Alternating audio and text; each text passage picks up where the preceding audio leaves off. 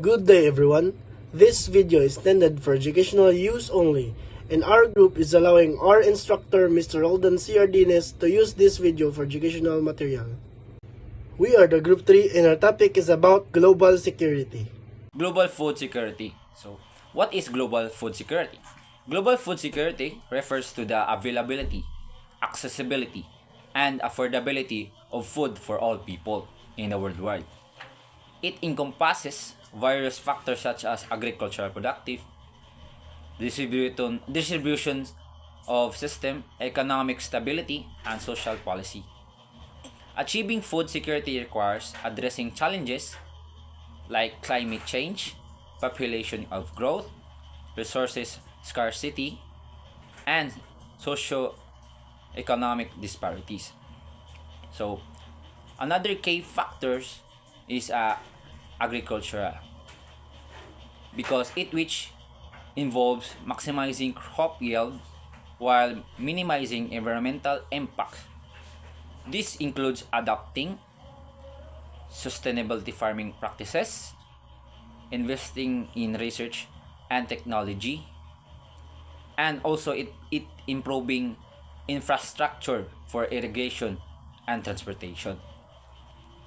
So, in another critical factors is access to food, which depends in income, trade policies, and also distribution of networks. While poverty, conflict, and political instability can hinder access to food, leading to hunger and malnutrition in vulnerable population. So, furthermore, food security is closely linked to economic stability and social policy. Investing in education, healthcare, and social safety nets. It also improves livelihood and enhancing food security by empowering communities to access and food and affordable nutritious food. So another in summary, so global food security is achieving or required multifaceted approach that addresses agricultural productivity, access to food, economic stability, and also social development. So, the collaboration among the government, organized, and individual is essential to ensure sustainability and equitable food for every people. And so another term, the the the, the global food security, it means that all people around the world have consistent access to enough safety and nutritious food to live healthy lives. Sorry. So it's not just about having enough food or produce in globality. It's about ensuring everyone can get the food that they need. Identify the factors leading to global food security and examine the state of Philippines in terms of food security during the pandemic. First is supply chain descriptions. Lockdowns and restrictions disrupted food supply chain, leading to shortage and higher prices for some food items. Second is income losses. Many Filipinos lost their livelihood during the pandemic, affecting their ability to afford food. Third is high food prices.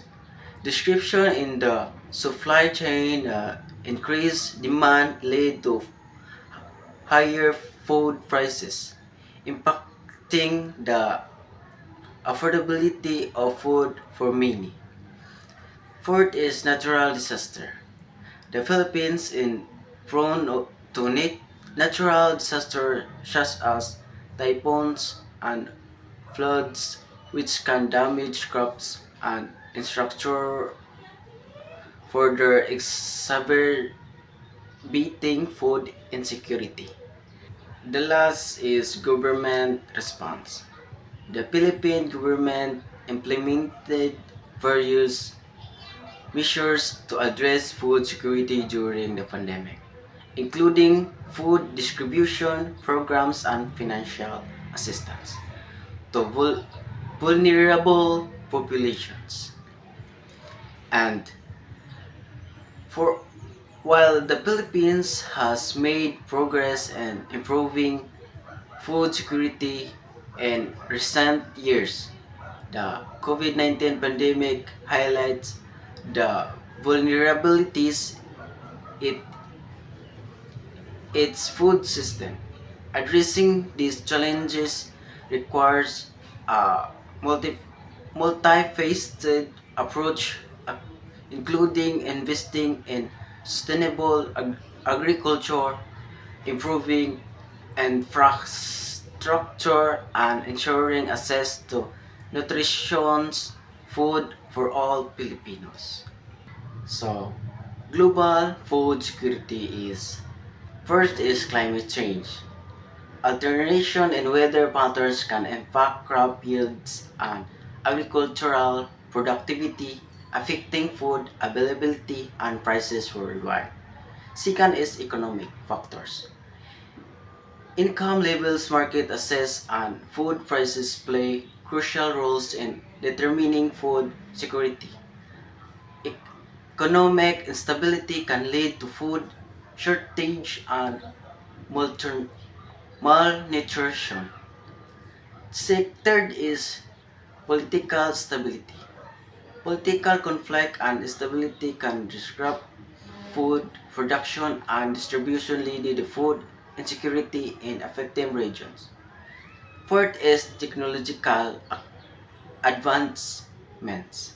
Advancements of technologies such as improved irrigation system and storage facilities can enhance food production and distribution efficiency, contributing to food security. Identify the factors leading to global food security, and examine the state of Philippines in terms of food security during the pandemic time. So let's talk about first the factors of global food security. So the global food security has a 5 factors, including these 5, which is the first one is the climate change, then the economic factors, next is the technology and innovation, fourth is the political stability, and the last one is all about the global trade. So while in Philippines, during the pandemic time, the Philippines is faced several challenges of the pandemic time. So I have 3 examples of factors for food securities in Philippines. The first one is all about the 3 factors of the food security of the Philippines is supply chain disruption. The next one is income loss. Then the last one is the the disruption of agricultural production. So first, if we say supply chain disruption, it talks about the movement of a restriction to transport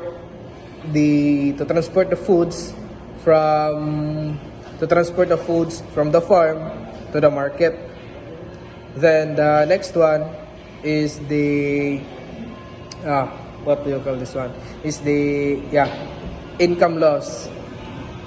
The income loss is talk about the economic shutdowns or jobless due to lockdowns in pandemic that time. So the income loss reduce the people purchasing power, so they don't have the power to buy goods since it is lockdown. Then the last one is all about the disruption of agricultural production. So when you say agricultural production, labor shortages and logistical challenges affect the agricultural production and impacting both the farmers' livelihood and also the agricultural foods or the food productions. 5 components of food security. The first is availability.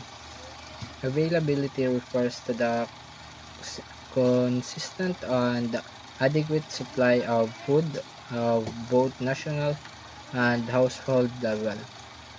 It encompasses various factors such as agricultural production, food stocks, imports, and food aids.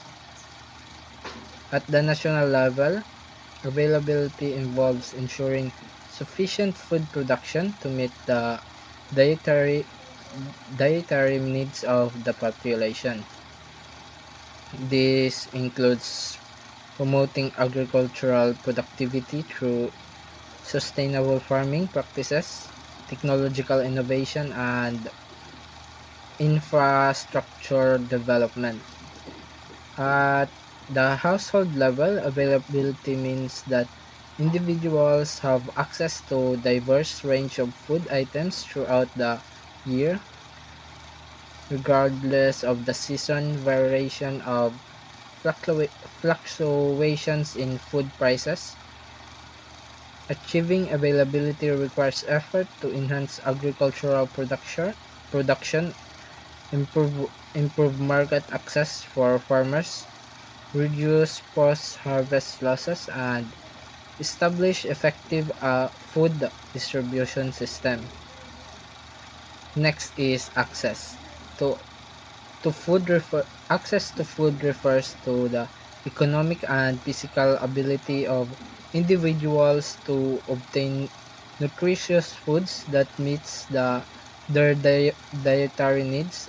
It encompasses various dimensions, including affordability, proximity to food outlets, transportation, infrastructure, and social and cultural factors. Economic access depends on factors such as income level, employment opportunities, and food prices. Social protection programs. Individuals with higher incomes and purchasing power generally have better access to a wider variety of foods. Physical access involves the availability of food outlets such as markets, shops, and supermarkets within a reasonable distance from their transportation from where people lives or work. Additional transportation infrastructure and distribution network that food reaches remote or underserved areas, addressing barriers to access such as poverty, inequality, and limit market availability is essential for improving food security outcomes and reducing hunger and malnutrition. Third is utilization. Utilization refers to the ability of individuals to utilize food effectively to meet their dietary needs. It encompasses dietary diversity, nutritional quality, food safety, hygiene practices, cooking facilities, and cultural preferences. Poor utilization of food can lead to malnourished, micronutrient deficiencies, and health problems, even in the presence of adequate food availability. So, promoting education, healthcare, sanitation, and food safety measures are essential for improving food utilization and ensuring optimal nutrient outcomes. Fourth is the stability. So, stability pertains to the reliability and predictability of food supplies over time, as well as the resilience of food systems to shocks and stresses. It involves factors such as climate variability, natural disasters, conflicts, economic crisis, and political instability. Food insecurity often arises from sudden disruptions in food production, distribution, or access, exacerbating vulnerability among populations. Enhancing the resilience of food systems, diversifying agricultural practices, and implementing early warnings, fostering social safety nets can mitigate the impact of shocks and enhance food stability. Last is agency. So agency focuses on empowering individuals and communities to actively participate in decision-making process related to food production, distribution, and consumption. It involves recognizing the rights of individuals to access and control resources, promoting gender equality, supporting smallholder farmers, and strengthening community-based initiatives. Empowering people to make informed choices about their food and livelihoods, fostering resilience, social cohesion, and sustainability development. By promoting agency, food security efforts can ensure that all stakeholders have a voice in shaping food systems that are equitable, inclusive, and environmentally sustainable. So, in conclusion, food security is a multifaceted concept that requires a holistic approach addressing the five interrelated components of availability, accessibility, utilization, stability, and agency. By addressing these components comprehensively, policymakers, governments, and stakeholders can work towards building resilient, equitable, and sustainable food system that can effectively meet the nutritional needs of all individuals while safeguarding the planet resource for future generations. So my topic is what are the threats of global food security?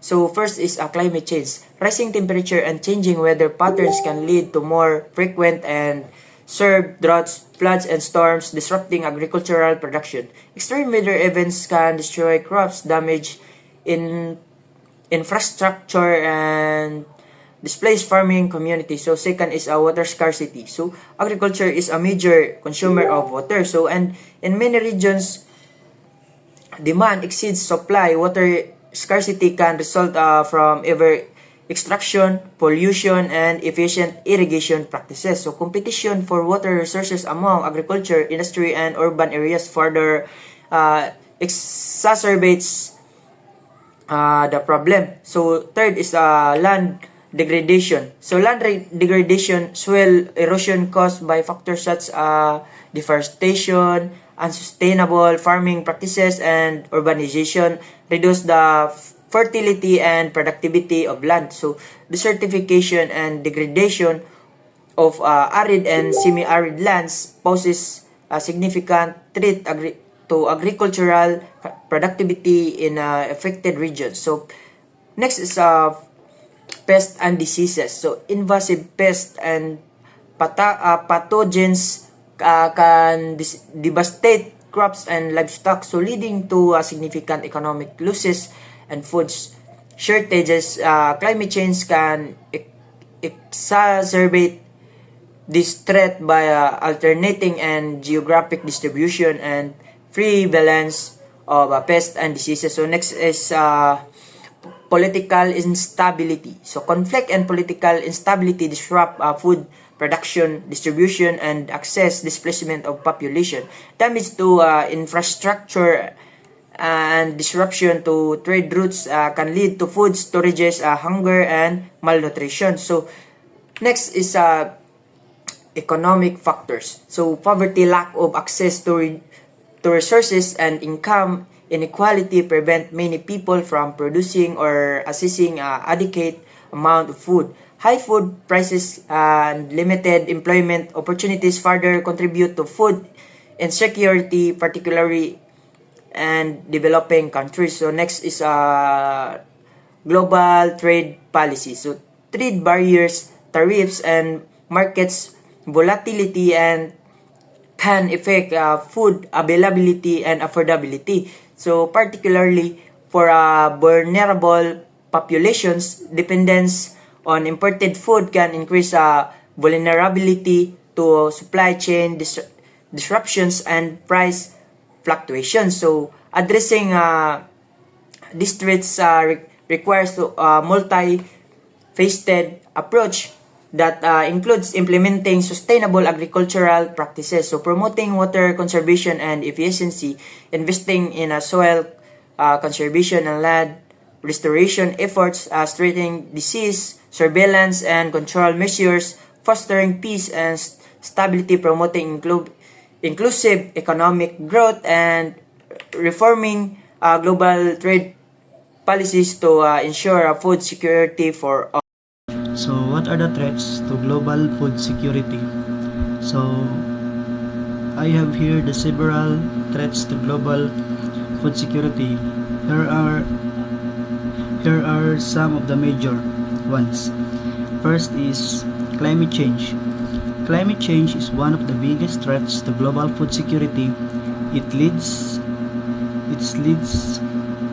to extreme weather, floods, and hurricanes, which can significantly impact crop production. Rising temperature and changing rainfall patterns also affect the quality, availability, and accessibility of resources needed for food production. So the second is environmental shocks. Apart from climate change, like soil erosion, pollution, and loss of biodiversity can also pose a threat to global food security. These factors can affect crop health, reduce yields, and compromise the long-term viability of agriculture system. So the third is population increase. The global population is projected to reach nearly 10 billion by 2050. This population growth puts increased pressure on the agricultural sector to produce more food, meeting the growing demand or food can strain the already limited resources, including land, water, and energy. So the fourth is modern food system. So the modern food system driven by the demand for high yield and profitability can contribute to food insecurity. Intensive farming practices, excessive use of fertilizer and pesticides, and the concentration of livestock production can have negatively reduce the resilience of food system. So the fifth is disruption in the food chain. Disruption in the food chain, such as the COVID-19 pandemic or conflicts, can lead to shortage of food supplies and increase the number of people facing hunger and malnutrition. This disruption can impact food production, distribution, and trade, affecting food access and affordability. So the sixth is emerging disease and pest. So the spread of disease and pest can pose a significant threat to global food security. For example, the emergence of new plant disease of pest devastate crops and reduce economic and food security implication, especially in region heavily dependent on specific crops. So the last one is water and soil pollution. So agricultural practices and industrial activities can lead to water and soil pollution, affecting the quality and fertility of agricultural land. Chemical runoff from farms and the use of pesticides can contaminate water source and reduce soil productivity, ultimately impacting food production. That's all. The food security is possible. So first of all, food security is a complex issue because there's a lot of factors that can affect globally in food security, such as poverty, inequality, conflict, climate change, and resource limitations. This refers to the availability, accessibility, and affordability of food for all individuals in particular region or country. Achieving food security is a challenging task, but it is generally considered to be possible with the right strategies and effort, and also to the cooperation of people and cooperation of the government. One of the key in food security possible is promoting sustainable agriculture practices. This involves using farming methods that minimize environmental impact, consider natural resources like soil and water, and reduce reliance on chemical inputs. Sustainable agriculture not only ensures long-term food production but also protects ecosystem and biodiversity. And also efficient food distribution system are also crucial. This includes infrastructure for storage, transportation and market access, especially in rural and remote areas. Improving this system reduces food losses and ensure that food reaches people in need, addressing issue of food availability. And also, access to clean water is fundamental for food security, as it is essential for agricultural production, food processing, and consumption. Investment in water infrastructure and sanitation facilities are vital to ensure safe and reliable water resources for farming and household use. And also, the economic stability plays a significant role in food security. Policies that promote income growth, employment opportunities, social safety nets, and fair trade practices contribute to reducing poverty and improving access to food. Addressing issue of inequality and social justice is crucial for ensuring that vulnerable populations have access to food nutrition. Achieving global food security in the Philippines is indeed a multi-faced challenge that demands a concerted effort across various domains. The nation can strive towards this goal by first bolstering agriculture efforts, productivity through strategic investments in technology, improved seeds, and modern farming practices.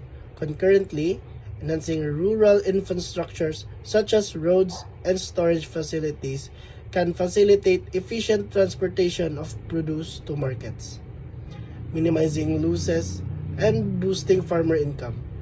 Policy framework supporting smallholder farmers, sustainable agriculture, and fair trade are essential for fostering an enabling environment.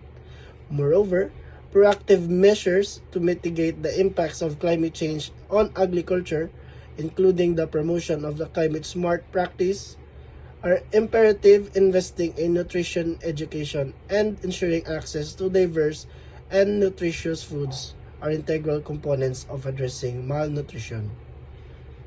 Collaboration with international partners can provide valuable resources and expertise towards these endeavors through a holistic approach encompassing agricultural innovation, infrastructure development, policy support, and international collaboration. The Philippines can make significant strides towards achieving global food security. And my opinion on that, yes, we can achieve global security and it is very possible. Thank you.